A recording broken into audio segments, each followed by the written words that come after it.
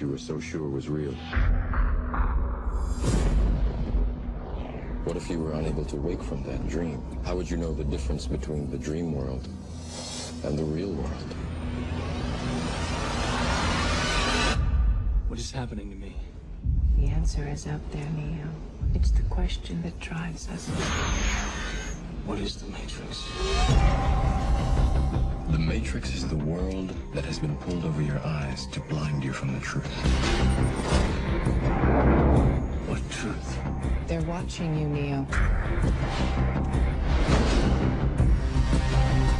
Human beings are a disease. You are a cancer of this planet. And we are the cure. Get me the hell out of here! Welcome to the real world.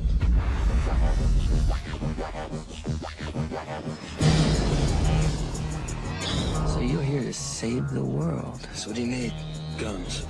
Lots of guns. No one has ever done anything like this. That's why it's going to work. Buckle your seatbelt, Dorothy. Because Kansas is going bye-bye.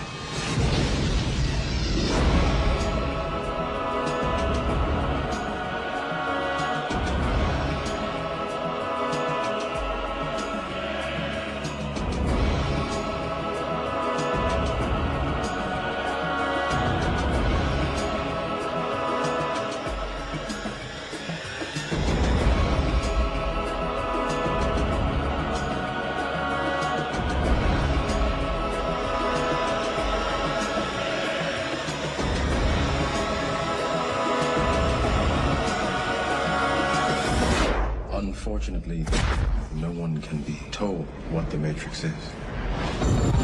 You have to see it for yourself. Right, so that's the promo for one of my favourite movies, which is The Matrix, which I think is a fantastic metaphor for beginning to get your head around what sociology is about.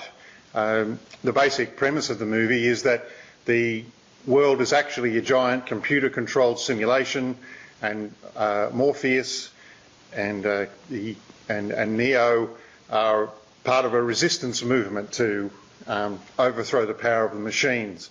And so, as it says though, sociology is a bit of a welcome to the real world. Sociology, no one can tell you. I can't tell you. You have to see it for yourself. So I can point at the different directions to how the society works, but ultimately you have to see it for yourself. So sociology is fundamentally about looking at the world in a different way, about asking different questions, about challenging the assumptions that you make. It's not about me giving you the answers to these questions.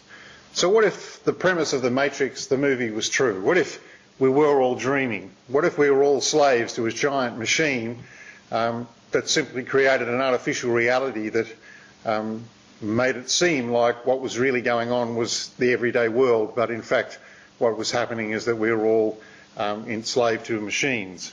How would you find out if that was true? Well, your experience would be part of the answer. You could say, well, I've never had the experience of being a slave to a machine, so that can't possibly be true. But that doesn't, if the simulation was complete, you would never know that. So that's a part of the answer.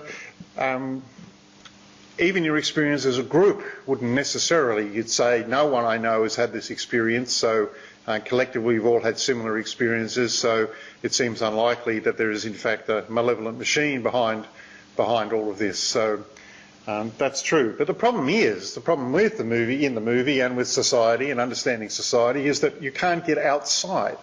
You can't step outside of the matrix or outside of society and look at it. And look at what it might look like, or look at what's really going on, because you're always inside it. And so I guess part of what sociology is trying to do is to make you aware that you're inside it. And to do that, we use a thing called the sociological imagination. Now, this isn't about imagination in the sense of imaginary or making things up. It's a way of seeing the world, a way of thinking about things. The term was coined by a philosopher, a sociologist in the 1950s called C. Wright Mills, and he wrote a book called The Sociological Imagination, and since then it's become an important way of seeing what it is the sociologists are doing.